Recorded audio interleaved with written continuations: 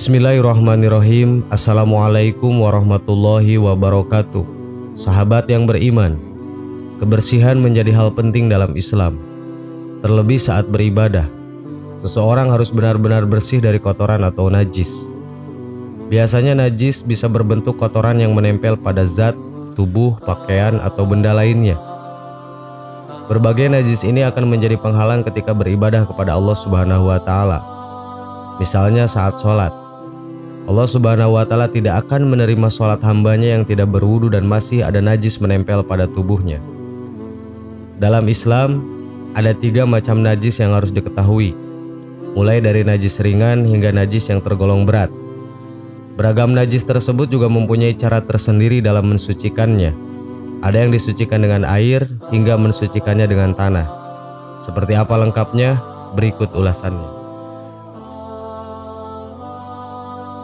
1. Najis mukhafafah atau najis ringan.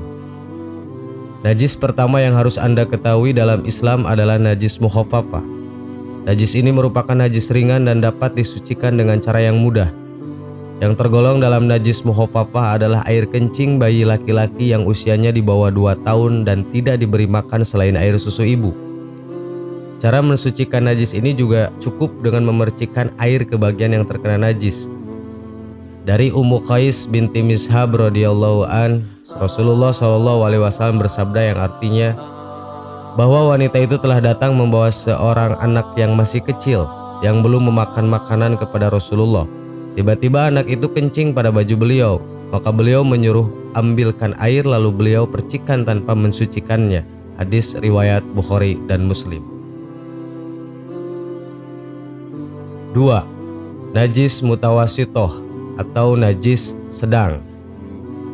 Najis mutawasitoh adalah najis sedang atau najis pertengahan. Yang tergolong najis ini adalah najis selain anjing, babi, dan air kencing bayi laki-laki sebelum usia 2 tahun dan hanya konsumsi ASI.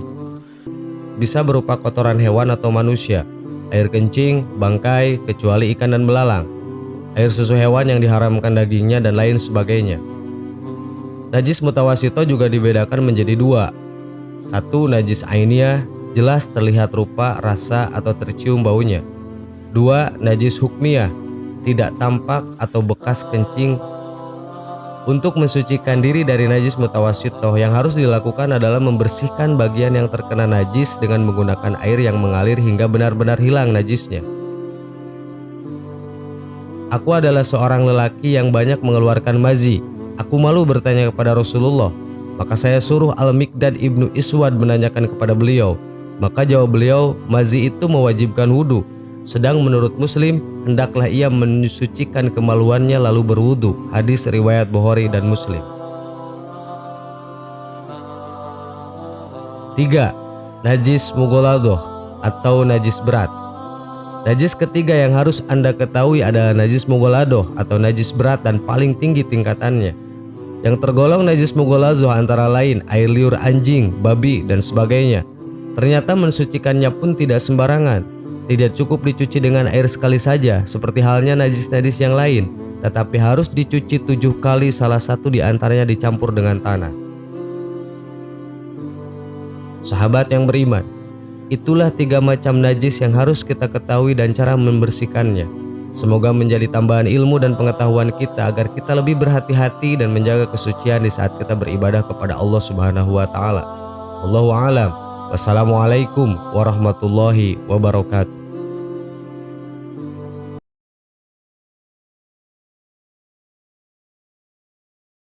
Bismillahirrahmanirrahim. Assalamualaikum warahmatullahi wabarakatuh. Sahabat yang beriman, berdoa merupakan salah satu bentuk ikhtiar atau usaha untuk memohon dan meminta sesuatu kepada Allah Subhanahu wa Ta'ala.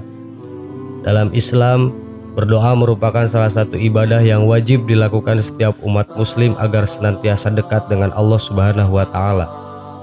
Semakin manusia itu dekat dengan Allah, maka Allah pun akan semakin dekat dengan manusia. Setiap manusia yang hidup di dunia, khususnya yang beragama Islam, tentunya wajib selalu melibatkan Allah dalam tiap kesempatan agar senantiasa selalu diberi keselamatan dunia dan akhirat. Dengan berdoa dan meminta kepada Allah Subhanahu wa Ta'ala atas hidup yang kita jalani, maka tidak ada yang tidak mungkin baginya. Semakin doa itu diulang-ulang, semakin doa itu diutarakan dengan penuh keyakinan, maka tak menutup kemungkinan dikabulkannya doa tersebut semakin besar. Sejatinya Allah Subhanahu wa Ta'ala memberikan tanda saat doa yang kita panjatkan dikabulkan olehnya. Tanda tersebut bisa dicirikan dari sisi mental maupun fisik pada seseorang. Tanda-tanda tersebut ialah sebagai berikut. Tanda-tanda doa dikabulkan oleh Allah Subhanahu wa Ta'ala.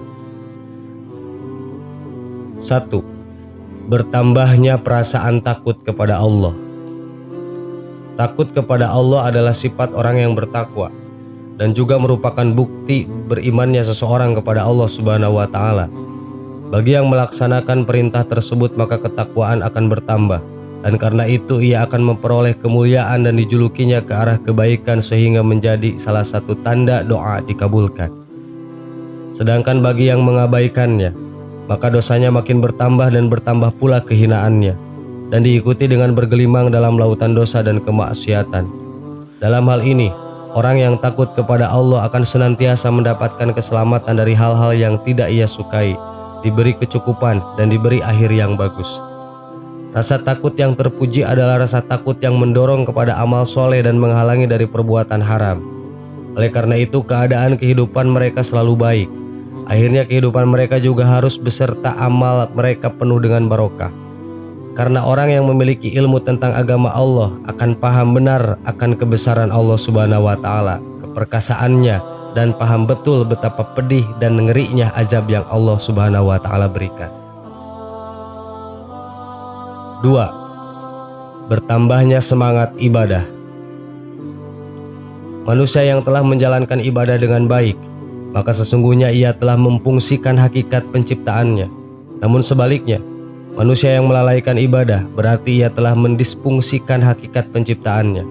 Dalam hal ini hendaknya seseorang meyakini apapun yang didapatkan manusia adalah kehendak Allah Subhanahu wa Ta'ala, dan sedari awal manusia itu harus menggantungkan segala keinginan dan hajatnya kepada Allah Subhanahu wa Ta'ala, yaitu dengan melalui perantara doa.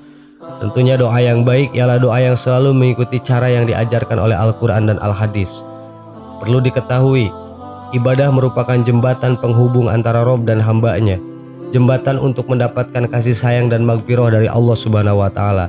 Semakin kokoh jembatan tersebut, maka semakin melimpahlah rahmat, ampunan, dan kasih sayang Allah kepadanya.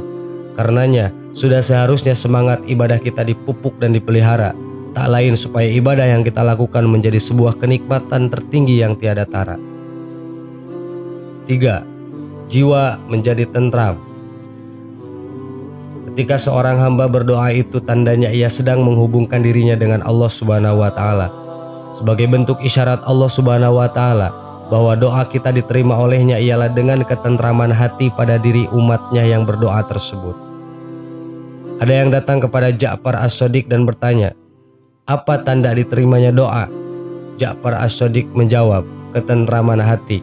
Bukankah itu juga dijanjikan oleh Allah Subhanahu wa Ta'ala? Ingatlah, hanya dengan mengingat Allah Subhanahu wa Ta'ala hati menjadi tentram. 4. Yakin akan dikabulkan doanya. Tanda doa dikabulkan yang terakhir adalah harus yakin bahwa hajat kita akan terwujud. Hal penting dalam berdoa adalah sebuah keyakinan. Keyakinan pun akan menumbuhkan kekuatan tersendiri bagi orang yang berdoa. Saat kita merasa doa kita sudah menemukan titik jawaban dari Allah Subhanahu wa Ta'ala, tak dapat dipungkiri bahwa akan ada hati kecil yang meyakini akan hal itu. Keyakinan yang kuat tertanam dalam hati dan melahirkan sugesti dan dorongan yang kuat pula. Fokus di dalam memohon sangat menentukan kesuksesan untuk diterima tidaknya permohonan tersebut. Dan bukan berarti orang yang telah serius berdoa dan sungguh-sungguh tidak mudah untuk dikabulkan. Namun Allah Subhanahu wa Ta'ala lebih mengetahui kapan doa itu akan dikabulkannya. Untuk itu tidak menutup kemungkinan doanya akan dikabulkan pada waktu dan bentuk yang lain di luar dari harapan dan keinginan. Karena Allah lah yang paling mengetahui segala sesuatu yang gaib dan baik bagi hamba-hambanya. Sahabat yang beriman, itulah ciri-ciri doa kita dikabulkan dari sisi fisik atau mental kita. Wallahu a'lam. Assalamualaikum warahmatullahi wabarakatuh.